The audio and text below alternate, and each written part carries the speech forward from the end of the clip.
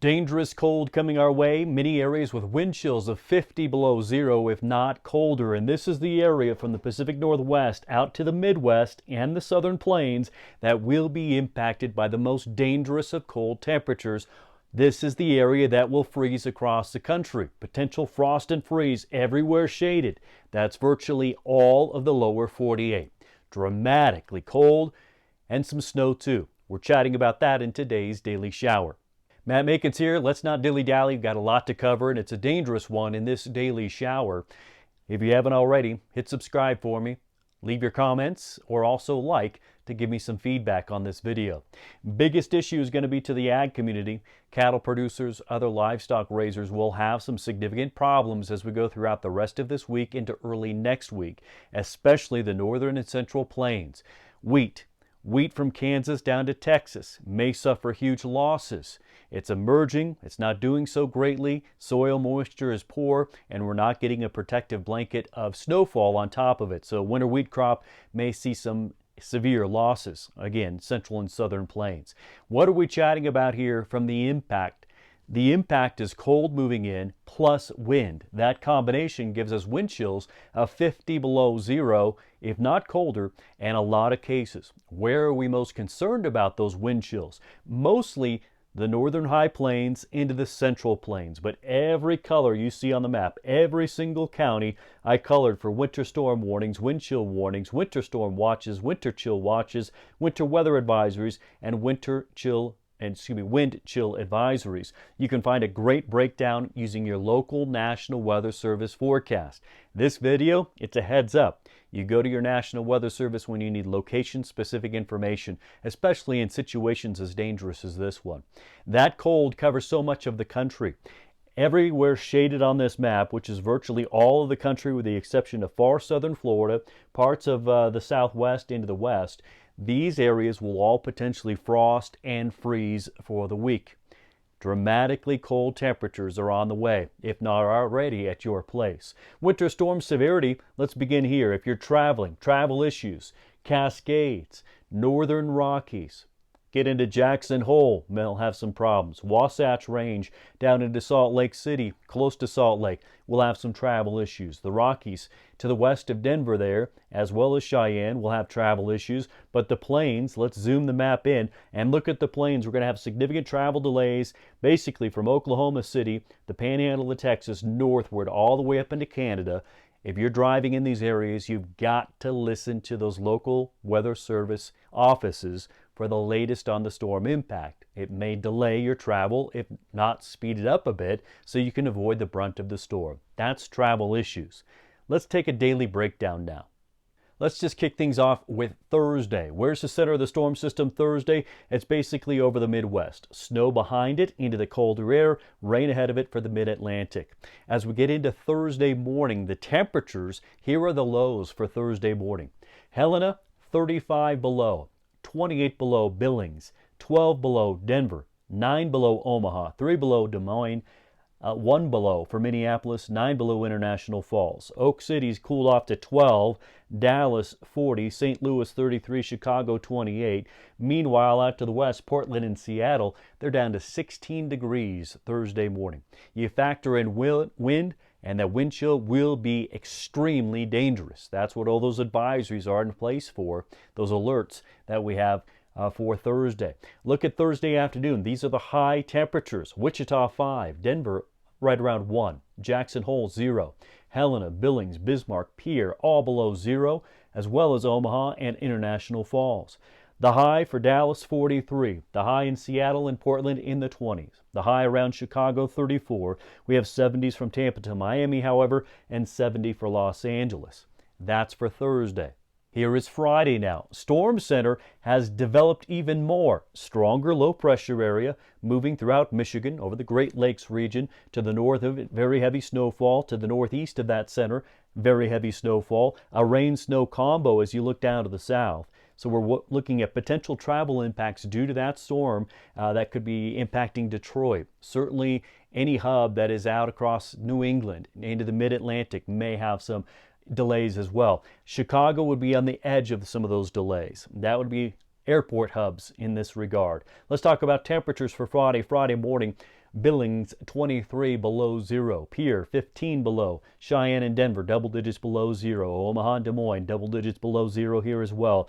San Antonio 19. Houston 18. Jackson 12. New Orleans 26. Montgomery 17. Atlanta only 16. Nashville at 5, the same as Cincy. Detroit is 16 degrees. As far as Tampa, Miami, still mild and cool. That cool weather remains out to the west. Those are low temperatures Friday. High temperatures Friday. We rebound in Seattle and Portland, getting back above freezing. But you can see San Antonio and Houston stay right around the freezing mark for highs on Friday. Minneapolis only 2. Chicago 8. St. Louis 6. Highs still for Florida in the 60s, 70s to 80s. Across the east, we're mostly in the 40s and 50s. This is a look at Christmas Eve. This is Saturday now. Where's that center of the storm? It's moving throughout Canada, throwing most of the heavy snowfall around the Great Lakes and up into Canada. We've begun to clear off along the mid-Atlantic and clearing off around New England. Another storm system out to the west delivers a little bit of rainfall and snow. Across the midsection, we're recovering. Travel will be resuming, but it's going to stay very cold. This is Saturday for the minimums, the lows, Saturday morning. Still single-digit lows for Cheyenne and Denver. Billings is 2 below. Helena has warmed up, though, to 12. As you look at Pierre and Bismarck, International Falls, Minneapolis, Omaha, Des Moines, Kansas City, all of which below zero. In some cases, double digits below zero. Dallas this time 18. San Antonio and Houston only 20s.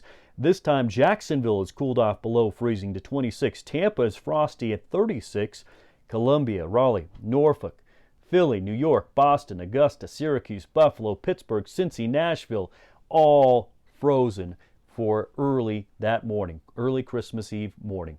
Temperatures by Christmas Eve afternoon, though, look at LA and San Diego, bumped up into the 70s. Portland and Seattle on a warming rebound here, back up to close to 50.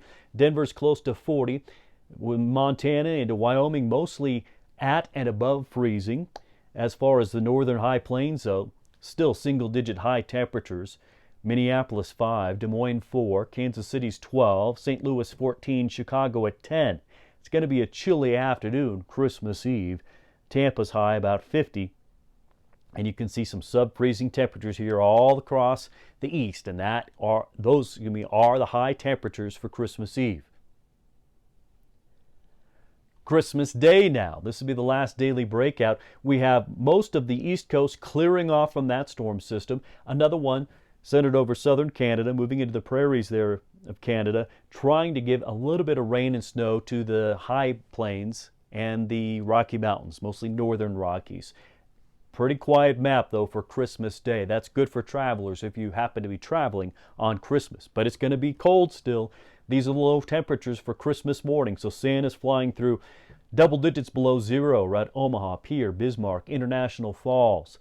Chicago 1 below. Kansas City only 0. San Antonio and Houston another night back below freezing, mid-20s there. Tampa down to 35 this time. Sub-freezing all across the east, out across the west. Not nearly as cold as over the next couple of days, so that warming rebound does continue throughout Christmas Day, as we chatted about. And here are the high temperatures. You see the bullseye of warmth starting to move in.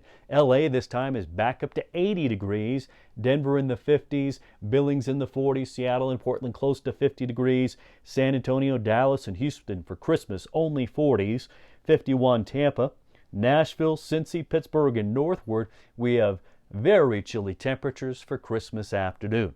In total, some of the snowfall totals that we are looking at, again, over the next 3 days. To go beyond 3 days is kind of silly, considering it's snowfall and modeling can be wildly all over the place. So let's look at the next 3 days. So this is going through the night Thursday, very early Friday morning. 2 areas, upper Midwest, and also some pockets here to the Rockies will break down. So let's fly off first to the west, and then we'll head east.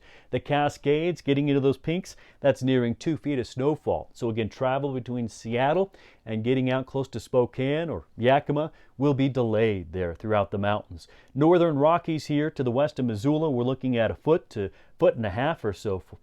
Once we get into Wyoming, and here are the Colorado Rockies, in both cases, you can see the snowfall totals tapering off down to the south. For Wyoming, we're hovering around 1 foot, maybe slightly more. Into Colorado's Rockies, we're staying mostly below 1 foot. mostly within the 6 to 10 inch range there, the Rockies. Some snowfall for Casper, Cheyenne, Greeley, Fort Collins down into Boulder, Aurora, and the Denver area. Looks to be relatively low, a couple to a few inches possible there as that cold air arrives. Big bullseye of snowfall totals here for the upper Midwest and Great Lakes region. Look at Ironwood to Hancock, that area, 1.5 feet or so, roughly speaking, 1 foot to 1.5 feet, I should say. As you look around Minneapolis and St. Paul, we're looking at several inches, 6 to 10 possible around there, and then you taper those totals off down to the south from, say, Lincoln to around Lawrence and Kansas City to around Bloomington to Fort Wayne. Lower end totals here, but still several inches possible. Kind of the 3 to 6 inch range kind of surrounds these areas and moves into Michigan. So that's today's daily shower. I know there was a lot. I tried to break it down into specific days and then give you the snowfall range and the travel impacts to hopefully make it as clear as possible, the impacts coming into your area. As far as travel is concerned, be very careful. Happy holidays to you and your loved ones. I wish you all the best, and hopefully this gives you a heads up and you can seek out your local National Weather Service office to really pinpoint the details for your local area.